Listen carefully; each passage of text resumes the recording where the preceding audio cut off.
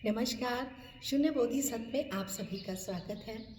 आज जो प्रश्न पूछा है वो प्रश्न है कि गुरु माँ, आप ज्ञान मार्ग की साधिका हैं या भक्ति मार्ग की साधिका हैं, या आपने आत्मज्ञान प्राप्त कर लिया है, या कौन से मार्ग का आप मार्गदर्शन करती हैं, तो इसके बारे में बताओ। दरअसल में वो उनके जो प्रश्न है उस प्रश्न में वो मेरी आध्यात्मिक यात्रा के बारे में और मेरी आध्यात्मिक प्रगति के बारे में जानना चाहते हैं। तो मैं अपनी बात ना करके मैं वो बात करूँगी जिससे कि आप सभी को लाभ होगा। वैसे तो मैं ज्ञान मार्ग की ही साधिका हूँ, ज्ञान मार्ग का ही प्रचार प्रसार करती हूँ। अद्वैत और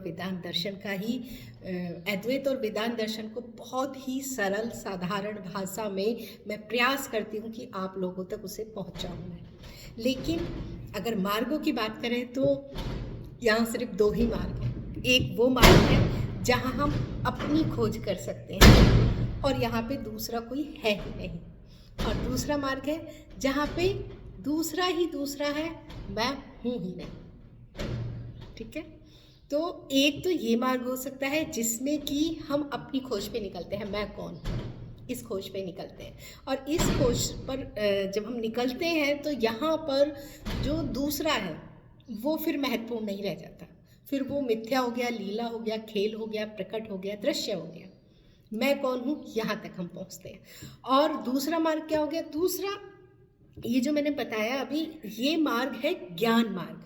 मैं कौन हूँ, ये ज्ञान मार्ग है, इसमें हम यहाँ तक पहुँचते हैं, मैं कौन। अब दूसरा जो मार्ग है वो है भक्ति मार्ग। भक्ति मार्ग में तू ही सर्वोपरि है। तू मतलब कौन? परमात्मा, ईश्वर, ईष्ट, वो ही सर्वोपरि है। यहाँ पे मैं का कोई महत्व नहीं है।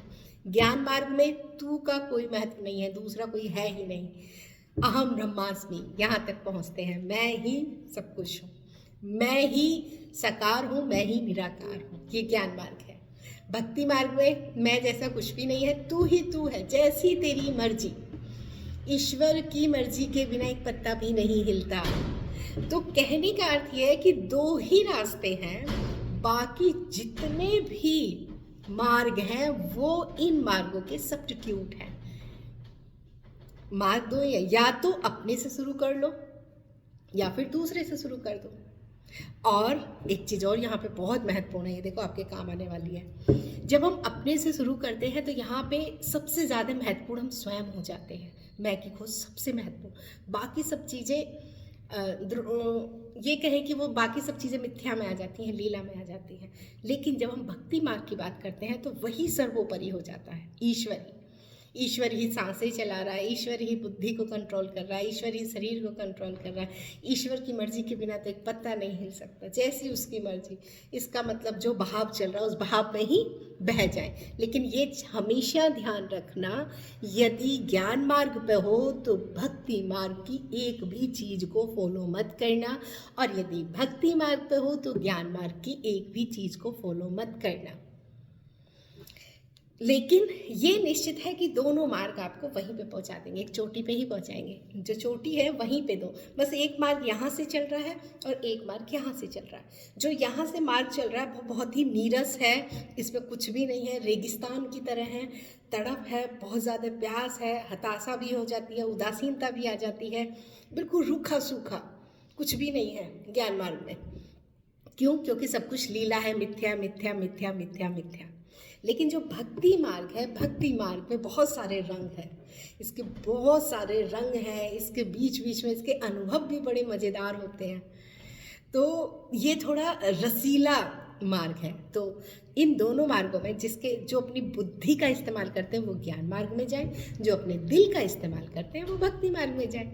ये हम नहीं कह सकते कि ये मार्ग अच्छा है, ये मार्ग अच्छा है। कोई अच्छा और बुरा नहीं है, जो हमारे काम आ जाए वो अच्छा है, जो हमारे काम ही ना आए फिर वो कितना ही भी अच्छा हो, फिर तो वो हमारे लिए बेकार हो गया, कूड़े के समान हो गया।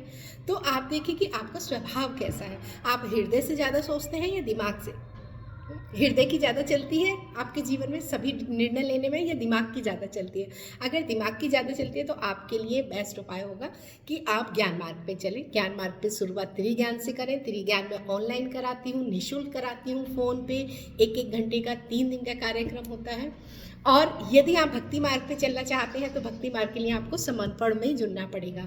समर्पण जो है वो टेलीग्राम पे एक ग्रुप है जहाँ पे सिर्फ और सिर्फ भक्ति के ही सत्संग होते हैं। वहाँ फिर दिमाग बुद्धि की कोई ज़रूरत नहीं है, वहाँ पे हम बुद्धि को एक तरफ रख देते हैं और हृदय की सुनते हैं, ईश्वर के साथ एक हो जाते हैं। लेकिन जब हम ज्ञान मार्ग की बात करते हैं तो शून्य बोधिसत्व जो है वहाँ पे जितने भी सत्संग होते हैं वो ज्ञान मार्ग के सत्संग होते हैं। वहाँ पे हृदय को कोई काम नहीं है, वहाँ पे इमोशन होने का मतलब है कि बेवकूफ़ होना। यहाँ बुद्धि से काम लो, तर्क से, विवेक से, मनन करके, श्रवण मनन निधिध्यासन। ठीक है, तो मार्ग तो दो ही होते हैं, बाकी जितने भी मार्ग हैं इन्हीं दो के और छोटी छोटी पगडंडियाँ होंगी जितनी भी होंगी। अब आपने कहा कि आप ज्ञान मार्गी हैं या भक्ति मार्ग से हैं, तो हाँ, ज्ञान मार्ग पे ही मैं चली थी। और जब मैं एक उस चोटी पे, उस स्थान पे, उस गंतव्य पे पहुंच गई, उसके बाद जब ऊपर से देखा तो समझ में आया कि सभी मार्ग यहाँ पे ही लेके आ रहे हैं। चाहे वो तंत्र का हो, भक्ति का हो, कुंडलनी हो, चाहे हठ हो, कोई और हो, कितने भी मार्ग हैं वो यहाँ से देखने पे समझ में आता है कि सब यहीं लेके आ रहे हैं।